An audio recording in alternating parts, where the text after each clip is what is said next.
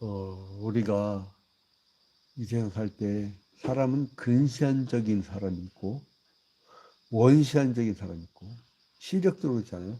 가까운 게 잘 보이는 사람은 근시라고 멀리 보이는 사람을 원시라고 하는데 그거는 안구가 이제 나이 들면 늘어지잖아요. 그러니까 상이 안 맺힌다고.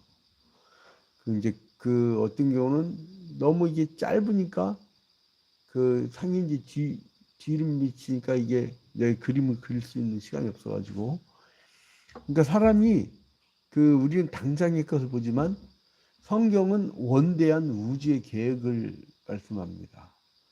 원대한 우주의 계획을 말하기 때문에 이 한 지파에 대한 이야기를 할 때도 그 역사가 흘러간 후의 것까지 내다보는 얘기예요. 그리고 성경 전체의 맥락을 얘기하는 것인데, 자, 그러면 오늘 이제 역대상 8장의 내용은 뭐냐? 우리가 지금 족보를 5장 요단강의 동편 족속들, 6장 레위지파, 7장 요단강 동편 이렇게 얘기를 하죠. 그러면 8장의 내용은 뭐냐면 이 베냐민 지파에 대한 내용이에요. 8장. 역대상 8장은 베냐민 지파에 대한 내용. 자, 이거는 베냐민 지파를 유독 다시 반복을 해요. 어디서 여러분 나왔죠?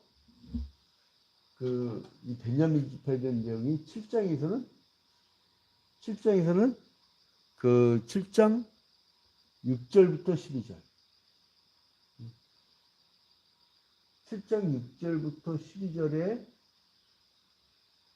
이미 나왔죠. 7장 6절부터 12절 나온 것이 이제 8장에도 재반복되거나 좀 저희 좀 봐주실래요? 네. 또 어디까지 있더라?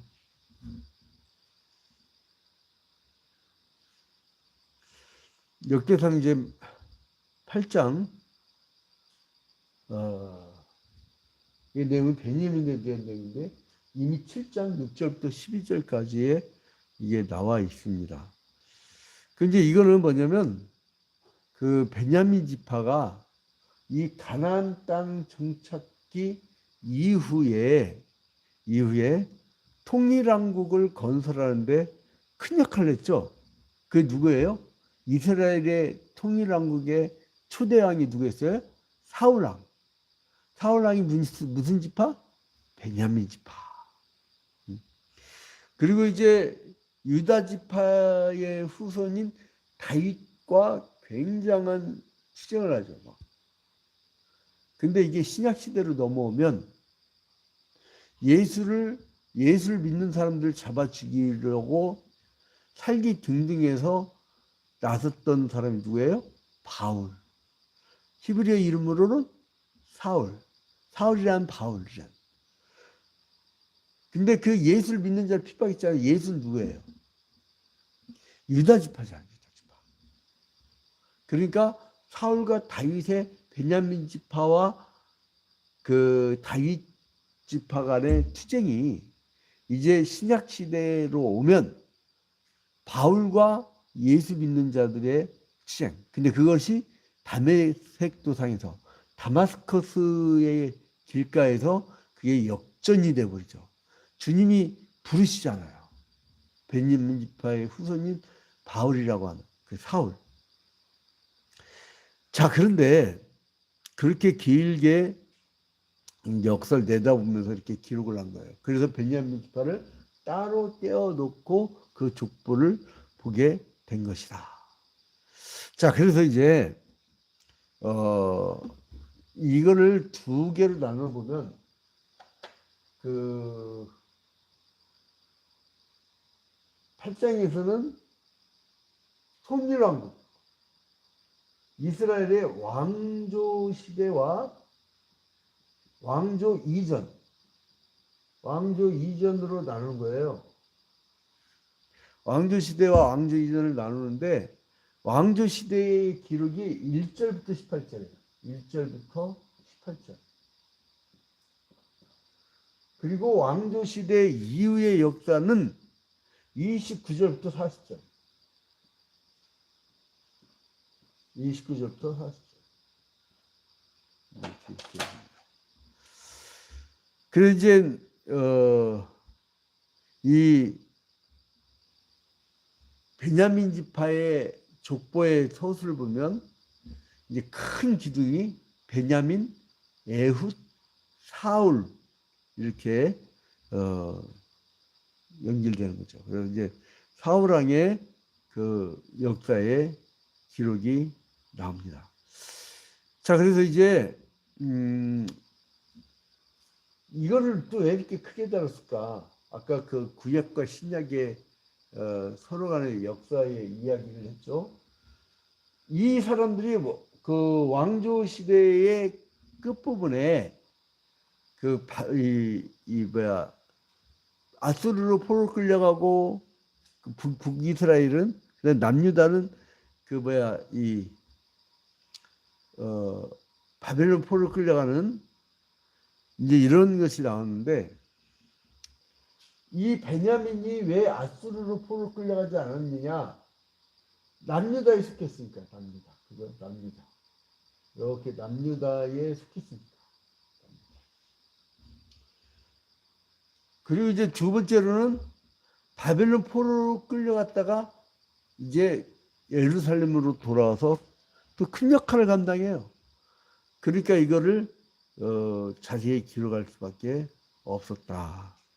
자, 그러면 여기 보니까 1절 보니까요. 1절부터 18절까지 언제라고요? 왕조의 전에 베냐민의 역사. 자, 1절에 보니까 베냐민이 낳은 자는 벨라와 둘째 이 아스벨과 셋째 아하라와 넷째 노하와 다섯째 라바이며 이제 그 다음에 이제 그러니까 베냐민 낳은 자식들 얘기가 나오잖아요. 그 다음에 이제 그 자식들 중에 그 후손들이 어떻게 이어지는가 보려면은 3절에 보니까 벨라에게서 그러니까 베냐민의 아들 중에 벨라, 아스벨, 아하라, 노하, 라바. 이 5명 중에 첫째 벨라에게 아들이 있으냐고 쭉 나오죠. 그리고 이제 그 벨라의 그 이야기들 나오다가 이제 갑자기 또 에웃의 아들들은 나오나. 에웃의 아들들은. 자, 여기서 보면 여기서 아들들이라고 할 때는 우리 이걸 잘 봐야 될 게 뭐냐면 여기 베냐민 지파 특징인 게 뭐냐면 우리는 보통 아들들 그러면 바로 직계를 얘기하잖아요. 직계. 응? 근데 그게 아니고 아들들이란 건 뭐냐면 히브리어로 벤이라고 하는데 벤. 이 벤이란 말은 뭐냐면 아들 또는 손자까지도 얘기해요. 손자. 그래서 이제 벤은 아들 손자까지 얘기하는데 그리고 여기서 이 에웃이라는 사람이 그 6절에서 이제 1절에서는 베냐민의 아들들 그리고 이제 그 3절에서는 벨라의 아들들 이렇게 나오다가 갑자기 6절에는 예후의 아들들 나오죠. 이거는 모압이 이스라엘 백성의 죄 때문에 막 쳐들어올 때 지켰던 사사가 그 예후시에요. 지금 6절에 나온 예후시. 그러니까 역사를 팍 뛰어넘는 거죠. 예후.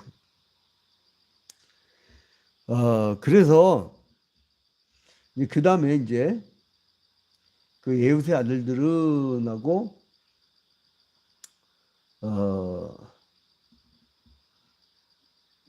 7절에 나만 그리고 아히야, 게라, 그 다음에 이제 또 이제 그 다음 세대 게라는 또 우사와 아이읒을 낳았으면 이렇게 쭉 내려가죠. 그래서 쭉 내려가고 그 다음에 이제 왕조 시대 이후는 19절부터 소개해요. 19절. 야긴과 그러니까 이제 야긴과 시그리와 삽디와 엘레네와 실르데와 엘과 아다야와 브라야와 시므랏은 다 시므이의 아들들이요. 그러니까 시므이의 아들들이 이제 소개가 되죠. 자, 그러면 이게 역사가 이제 쭉 이어져 갑니다. 근데 이 역사의 기록은 이제 그렇게 길이 나오다가 또 이제 여기서 보니까 28절 끝에 보면 아셀의 이야기가 또 나오죠. 아셀. 그죠? 그러니까 못다 했던 12지파에 대한 구석구석까지도 주님께 다 기억하신 거예요. 아셀에게 6 아들이 있어. 그들의 이름은 이러하니. 이게 이제 그 지파의 아셀은 아니고 요거 아셀은 그러니까 베냐민 지파의 후손들이죠. 그러니까 이게 이제 동명이인인 것 같아. 동명이인 것 같아. 아무래도. 그죠? 동명이인인 것 같죠? 동명이인이 이제 많이 나오니까 좀 헷갈리면 안 됩니다. 그런 것 같아요. 예, 맞아요. 동명이인이야. 그리고 40절 끝에 보니까 베냐민의 자손들은 이러하였더라. 이제 이렇게 끝난단 말이에요. 여러분, 그 하나님은 누구는 사랑하고 누구는 미워하고 누구는 제의하고 누구는 선택하고 이제 이것이 아니라 물론 선택과 유기라고 하는 하나님의 예정한 뜻은 있지만 지금 여기서 그 거의 지파들 다 소개하고 유다 지파로 역사는 이어가지만 유다 지파로 이제 그 하나님 나라의 역사는 이루어가지만 예수 그리스도의 족보는 이루어가지만 하나님이 택했던 그 12이라는 숫자가 히브리 문학에서는 공동체를 의미한다고 했죠. 교회를 의미한다고 했지요. 그 12 지파의 어느 누구 하나라도 배제하지 않고 다 기도에 넣었다. 아, 나는 별거 아니야. 아, 나는 역할이 크지 않아. 나는 역할이 커. 누구는 어때? 그 누구는 넣고 누구는 빼는 거 아니라 하나님은 모든 공동체를 다 동일하게 본다는 거예요. 그래서 작은 자가 없다는 거예요. 하나님 나라에서는 작은 자라고 생각하는 사람들이 다 큰 자예요. 그래서 이제 이스라엘의 초대왕 사울 왕가가 이 족보에 쭉 기록되어 있는데, 자 이제 그 사울 왕조가 몰락하잖아요. 나중에. 그런데 나중에 요나단의 아들 이 무릇발의 후손들은 또 크게 번성한 것을 우리가 발견할 수 있어요. 그 사울과 그 세 아들을 우리가 이미 봤잖아요. 전투에서 다 죽잖아요. 그리고 이스보셋은 자객에게 살해당하잖아요. 그러니까 사울의 왕가가 완전히 멸절당하는 그 순간이었지만 그러나 절뚝발이었던 무비보셋, 그러니까 무리발, 그러니까 여기 무리발이라나 무리발. 그래서 이 무리발을 통해서 이제 사울 왕가의 계보가 계속 이어질 수 있었던 것처럼 이제 이게 왜 그렇게 됐을까? 그 뭐냐면 그 사울 왕 당시에, 그러니까 지금 이 기록된 역사의 한참 뒤죠. 사울 왕 당시에 요나단하고 다윗이 약속을 했잖아요. 그 요나단이 약속을 잘 지킨 것 때문에 나중에 이제 하나님의 은혜를 베풀어서 무리발의 후손들이 크게 번성할 수 있던 거예요. 그러니까 우리는 살아나가면서 그 약속을 아무렇지도 않게 해보는데, 여러분 원래 계약 파기는요, 이 고대 근동 지방에서는 사형이에요. 우리는 그냥 계약금 물어주고 말잖아요. 계약금 포기하든가. 근데 그게 성경의 정신이에요. 왜 우리가 그 원죄로 말미암아 모든 인류가 죄가 들어왔죠? 아담 할아버지가 하나님과의 행위 언약, 창세기 2장 17절에 행위 언약을 어겼기 때문에 사형이에요. 사형. 성경의 정신은 원래 약속 준수를 하지 않으면 사형이에요. 나 그래서 여러 교회도 겪어봤는데, 이제 뭐 아무래도 언론 선교하다 보면 광고비라든가 여러 가지로, 이게 광고는 교회에서 짜왔는데 돈을 주지 않아. 그럼 어떻게 하면 그 책임은 다 오롯이 그 간부들이 번 돈을 다 또 부하 목사 기자들이 다 갖고 가지만은 간부는 나중에 거지가 돼버려요. 왜냐면 그 책임을 져야 되니까. 그 교회의 약속 미준수들을 보면서, 야, 한국 교회는 큰일 났다. 약속 어긴데 굉장히 많아요. 근데 그거를 밥 먹듯이 해.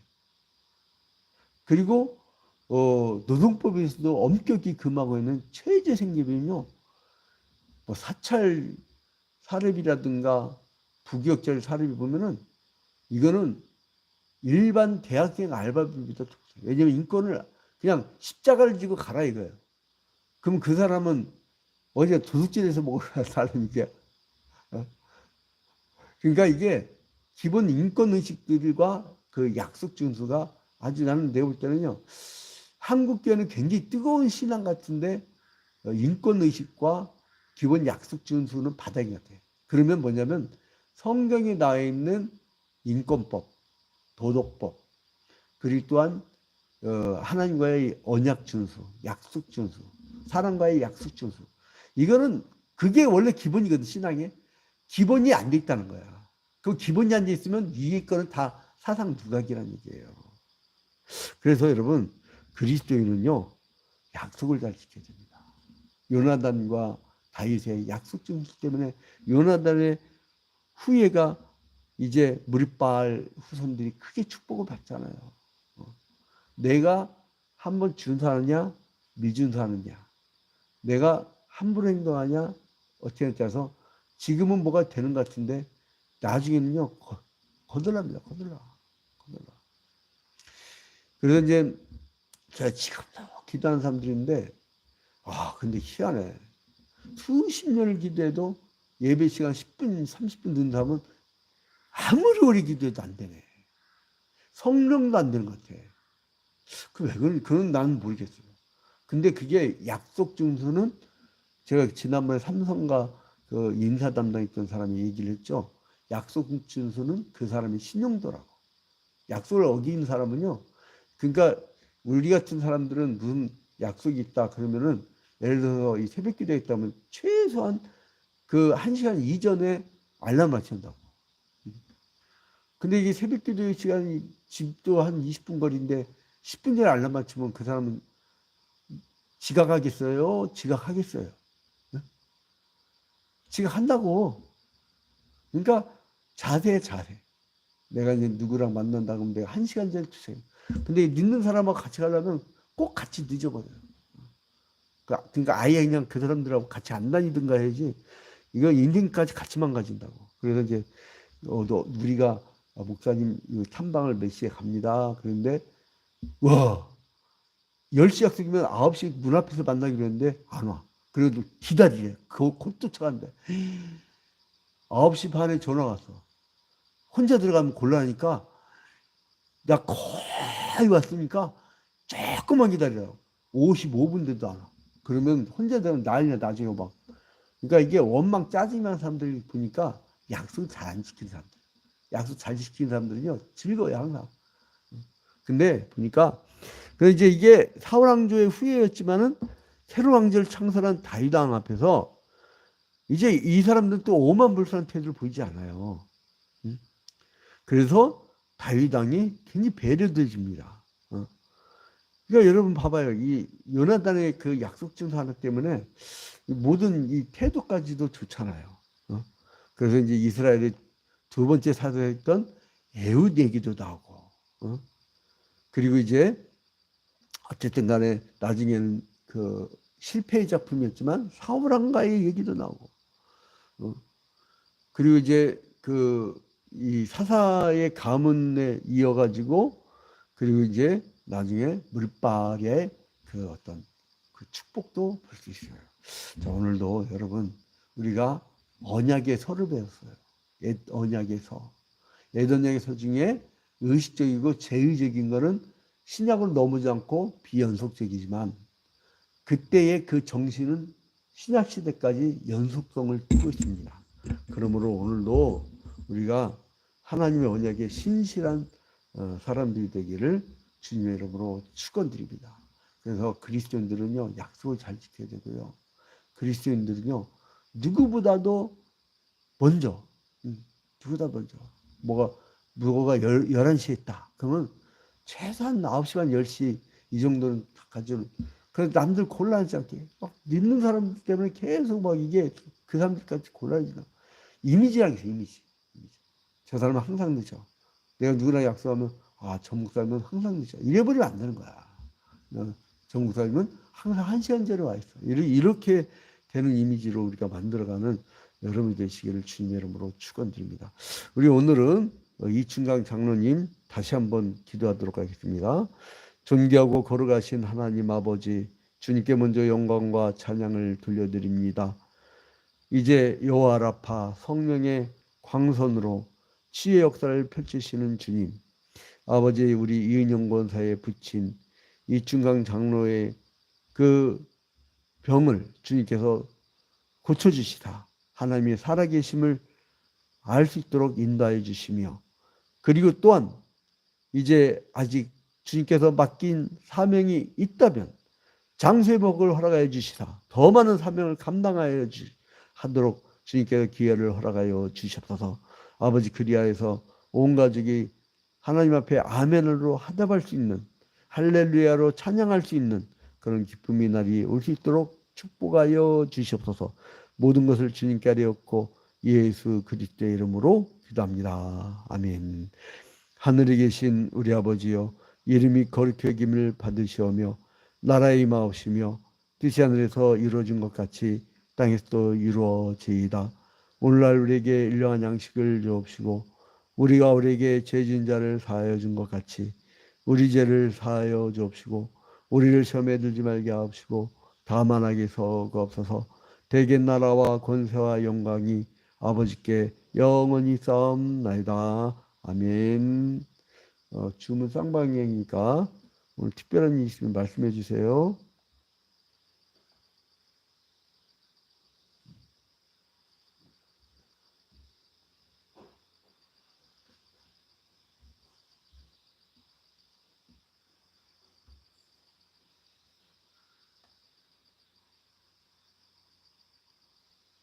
그런다고 그래. 임명거서 뭐 필요 바쁜